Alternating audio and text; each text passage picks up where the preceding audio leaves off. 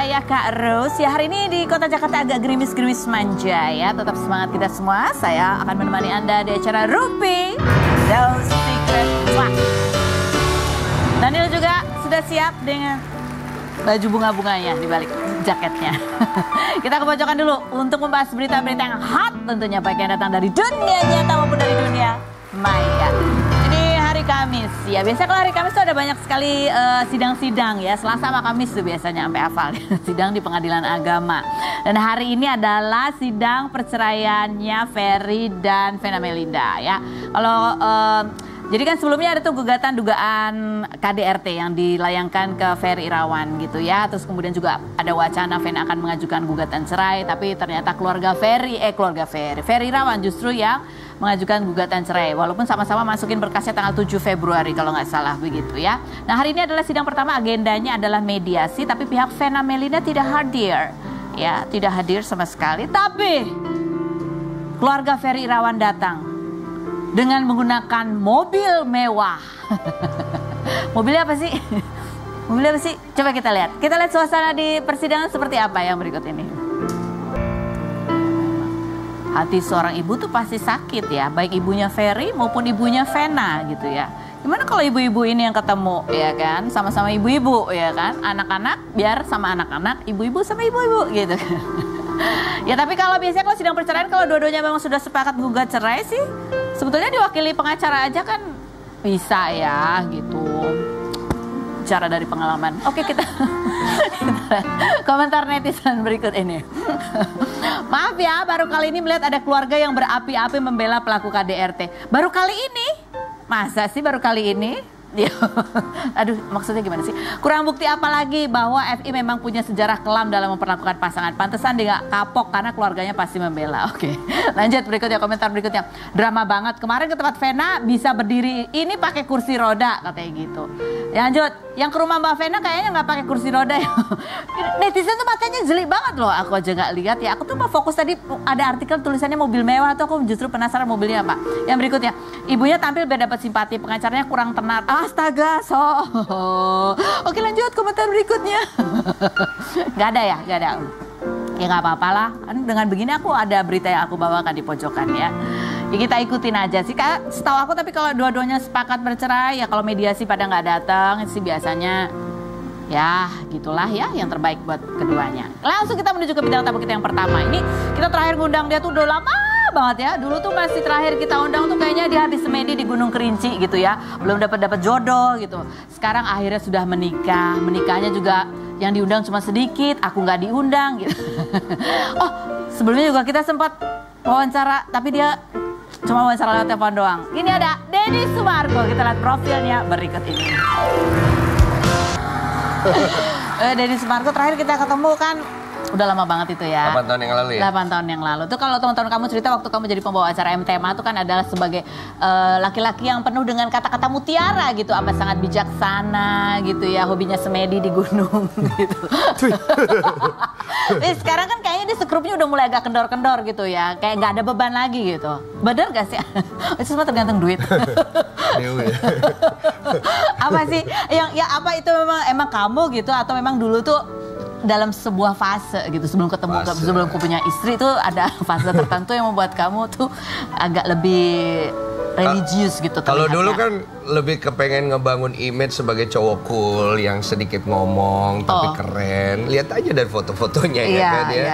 Ya cowok-cowok yang kalau kita lihat itu kayaknya oh gila keren banget gitu. Cuma setelah belakang waktu aku mulai ngerasa kayaknya beban. Bukan hanya beban sih, tapi lebih kayak gue ngapain ya maksudnya dengan semua image yang gue bangun ini yang akhirnya menimpa diri gue sendiri. Menimpa dirimu? Menimpa kan, karena akhirnya apapun yang aku perbuat akhirnya berbalik dengan image itu juga gitu. Kayak contohnya? Jadi contohnya kayak misalnya kita membangun image kita tuh jarang ngomong, terus kita itu cool, kita tuh image-nya rohani, agamanya kuat, hidupnya tuh lurus, terus orangnya baik, humble. Itu kan ketika kita tidak berada di kondisi itu, apalagi kalau mungkin sekarang di storyin orang, itu kan pasti jatuhnya jadi beban ya. Iya. Nah, karena itu bukan kamu. Iya, aku sebenarnya sombong ya. Makanya ada pembasket sombong ya. Aslinya emang sombong, tengil lah, tengil gitu lah ya. Tengil, pecicilan. Ya lebih ke sebenarnya udah lepas aja. Jadi nggak terlalu. Nggak harus pencitraan yang baik-baik aja gitu ya. Nggak harus terlalu dibentuk image-nya. Kenapa? Nggak, kamu dulu tuh kepikiran kenapa sih sampai membentuk image tuh ada apa? Gara-gara kamu tertimpa kasus itu waktu itu? Enggak sih, dari sebelum tertimpa kasus. Aku tuh kepengen ngebentuk diriku tuh sebagai sosok laki-laki yang diidolakan oleh banyak wanita dan standarnya. Kalau cowok-cowok seperti itu kan pasti rata-rata dia pendiam, terus jarang ngomong. Siapa contohnya? Kiblatmu siapa? Saya. Enggak, ada. Kamu bisa berimage begitu kan ada tuh panutannya. Siapa panutan? Ya saya menggambarkan diri saya seperti itu keren gitu. Oh, kayak siapa? Kayak saya. Iya, nggak usah kau aja aku tempur sama orang. Masa aku bilang kayak Onat, ya kan? Oh, jadi menurut kamu kalau model kayak Onat tuh kurang keren ya? Kurang. Emang maksudnya kamu berharap kayak Nicholas Saputra gitu yang pendiam? Iya. Oh, itu maksudnya. Zaman itu kan Nicholas Saputra, Samuel Rizal. Kita kan masih sama-sama main basket itu. Iya, kan zaman itu mereka udah punya zamannya mereka masing-masing lah jadi icon kan. Dan aku ngelihat cowok-cowok seperti itu tuh keren aja. Bayangkan loh Mbak, dulu aku main basket udah punya prestasi. Cewek mau kenalan sama aku, nanyanya tuh Samuel Rizal. Kamu kenal Samuel Rizal nggak? Dia main basket gitu loh. Dia keren banget ya. Jadi image itu ternyata yang memang akhirnya dicari oleh para wanita. Yang cuek gitu ya. Yang cool, yang kalau kemana-mana pakai singletan doang. Kamu enggak emang? Hah? Kamu enggak waktu aku itu? Ngikutin waktu itu. Kamu ngikutin? Kemana-mana aku pakai singletan, ke mall aku pakai singletan. Kamu nggak banyak yang nanyain aja, tapi kamu banyak ceweknya loh waktu itu kan? Oh, lebih ke waktu itu aku lebih ke playboynya aja. Jadi waktu itu aku banyak ceweknya itu karena dengan image yang aku bangun itu cewek-cewek jadi pada ngelirik kan. Oh, jadi berkat image itu. Iya. Oke, jadi dan sekarang, itu berhasil. Apa yang menyebabkan berubah sekarang? Karena udah capek atau karena udah punya istri? Karena udah capek dan udah punya istri. Oh, oke, baiklah. Oke, ada describe foto, kita mau tunjukin foto. Foto berikut ini. Ini dia istrinya. Ini kan? Itu istri saya ya? Aku nggak tahu sih ini baju mereka. Tapi ini menarik loh. Kamu kan pacarannya ya kalau sebelumnya kan pernah tuh yang sebelumnya tuh ketahuan banget gitu kan. Aku sampai pernah wawancara. Nggak jadi. Nggak jadi. Yang ini tuh nggak ada gitu kabar beritanya tiba-tiba langsung nikah gitu kan. Iya kan? Soalnya sebelumnya terlalu banyak pemberitaan, ternyata itu jadi beban juga. Jadi kalau kita mau nikah, terlalu banyak berita, itu bebannya juga terlalu besar. Kalau aku lihat aku kayaknya nggak terlalu cocok sih dari pengalamanku. Jadi makanya pas mau nikah sama Olive, itu memang nggak terlalu kita beritakan gitu, lebih kita keep aja. Tahu-tahu ya udah nikah gitu. Nggak sebenarnya kan kamu sempat cerita bahwa kamu sama dia itu memang lebih kayak logis gitu ya. Maksudnya bener gak sih? Lebih realistis aja. Lebih realistis. Lebih realistis. Dan istriku tuh orangnya juga sangat open minded. Dia punya prinsip. Dia tahu apa yang dia mau dalam hidupnya. Dan ketika aku ketemu sama dia, aku ngerasa ada kecocokan dari nilai, values yang sama-sama kita miliki gitu. Itu kebangun sih. Mama yang sebelum-sebelumnya juga kayaknya. Kalau sebelum-sebelumnya mungkin ada beberapa values yang nggak ketemu. Ternyata nggak ketemu. Nggak ketemu, jadinya kurang cocok ya. Nggak, apa yang terjadi? Dia itu di tahun 2015 pernah waktu ulang tahun dia tuh ke Gunung Kerinci gitu ya. Terus dia bilang katanya dia tuh lagi berkontemplasi diri gitu. Kalau ada hal buruk yang menimpa dia tuh berarti ada apa gitu. Ada sesuatu yang perlu dia rubah dalam hidupnya gitu ya. Coba kita simak cuplikan statement yang berikut ini.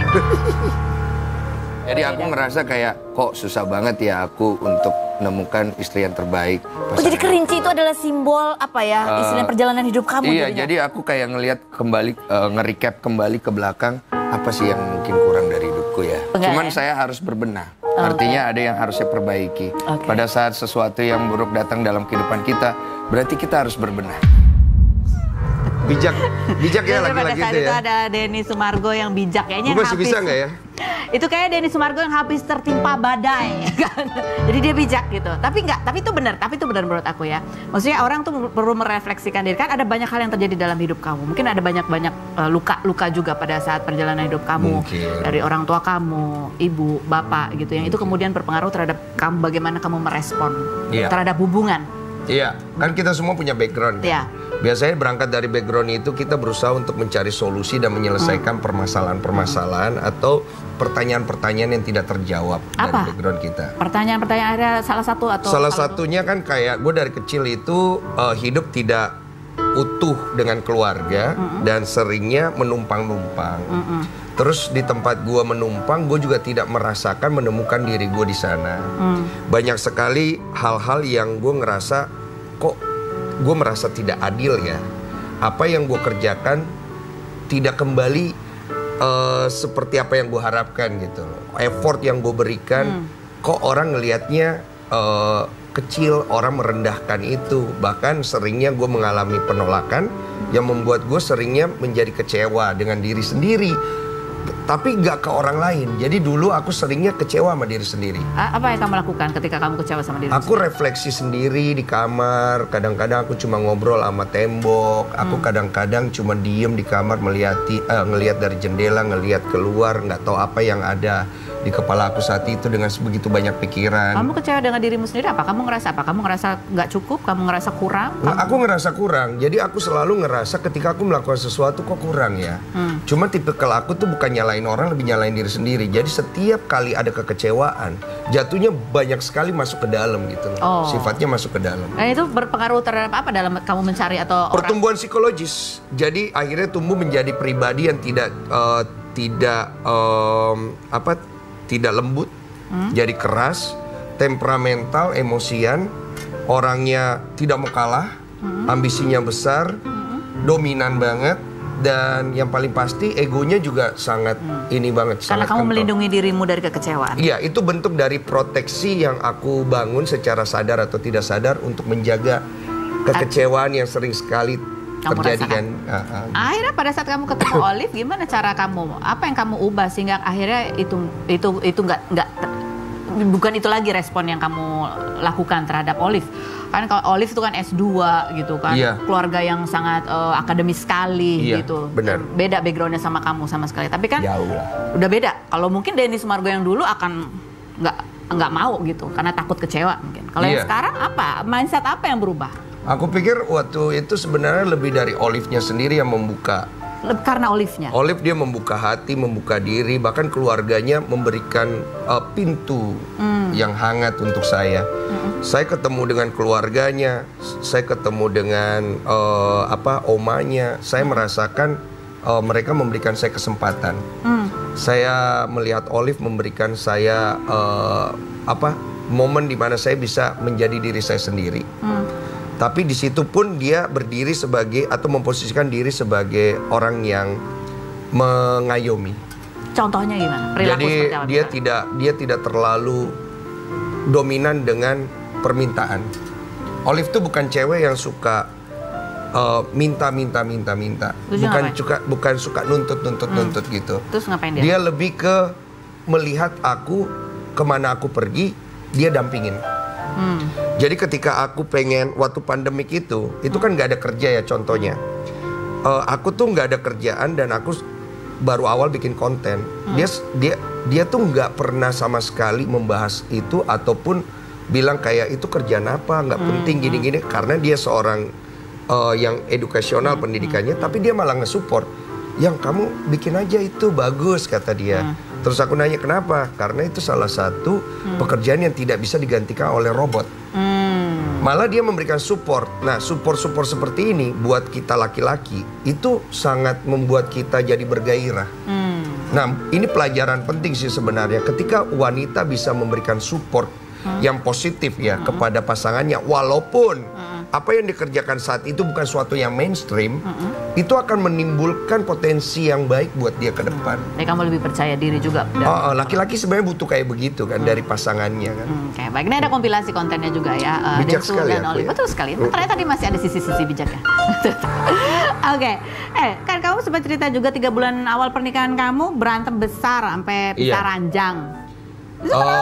Iya, waktu itu kan aku udah cerita panjang lah, pokoknya intinya itu waktu itu aku nggak ngerasa Olive itu adalah wanita yang menggairahkan. Karena kan kita laki-laki itu biasanya suka cari cewek visual ya. Secara visual kan kita lebih nafsu gitu kan. Iya. Tapi kalau secara kualitas Olive itu wow banget.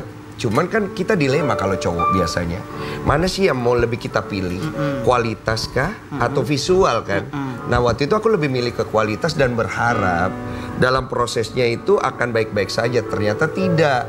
Jadi pada awal-awal nikah itu 3 bulan pertama memang secara insting atau alam bawah sadar jadinya tuh nggak kepengen bermesra-mesra atau itulah ya. Akhirnya Olive itu ngerasa cewek ketika posisi kayak gitu dia ngerasa kayak sangat terbuang. Iya betul sekali. Ih, gue seapa banget sih gitu kan. Dan itu aku paham. Cuman kita juga laki-laki bingung. Gimana ya gitu loh. Jadi akhirnya solusinya apa? Solusinya waktu itu berantem. Jadi berantem itu berantem bukan solusi ya? Bukan ya? Kan biasanya habis gelap terbitlah terang ya. Iya, jadi waktu itu akhirnya ribut. Terus? Olive-nya akhirnya nunjukin sisi kerasnya dia. Olive itu kan lembut. Sekalinya dia nunjukin sisi keras ya jadi keras banget gitu kan. Terus aku bilang, ya udah kamu lihat dong apa yang aku lakukan. Effort yang aku perbuat ada nggak? Ada. Tapi kamu nggak bisa kayak gini terus. Iya aku tahu. Semua perlu waktu. Nah disinilah peran aku sebagai laki-laki. Ternyata aku belajar. Pada saat seorang wanita marah dan dia emosi seperti itu, memang nggak bisa kita lawan pakai keras. Kita lawan pakai tegas. Silakan keluar dari rumah ini. Gitu ngomongnya? Iya karena itu rumah saya ya. Dia ada rumah lain. Nggak, maksudnya silakan keluar dulu, tenangkan diri. Ternyata dia keluar, tenangkan diri sampai 3 hari gak pulang-pulang. Terus? Ya akhirnya aku carilah maksudnya. Nah ketika itu mama juga datang, dia nelpon mama supaya mama juga membantu memberitahu anaknya. Karena hanya mama mungkin yang bisa ngasih tahu. Ya, jadi solusinya apa? Kan kamu tetap adalah makhluk visual berarti. Solusinya akhirnya dari proses kita ada apa ya Mbak? Nunjuk-nunjuk ya. Penasaran jawabannya apa? Aku lagi seru loh. Dia makhluk visual. Ya udah kita huker dulu lah kalau begitu ya. Kurang menggairahkan. Tapi dia tahu dia cari kualitas. Kan biasanya begitu ya. Laki-laki tuh secara general ada yang mengatakan bahwa dia akan cari istri yang baik-baik. Iya kan, baik-baik dalam arti kualitas untuk menjadi istri dan ibu yang baik gitu. Iya betul. Tapi habis itu dia keluar cari yang seleranya dia. Yang visual. Iya. Kalau aku nggak mau. Terus solusinya gimana setelah yang berikut ini? Jangan kemana-mana. Tetap di Numping.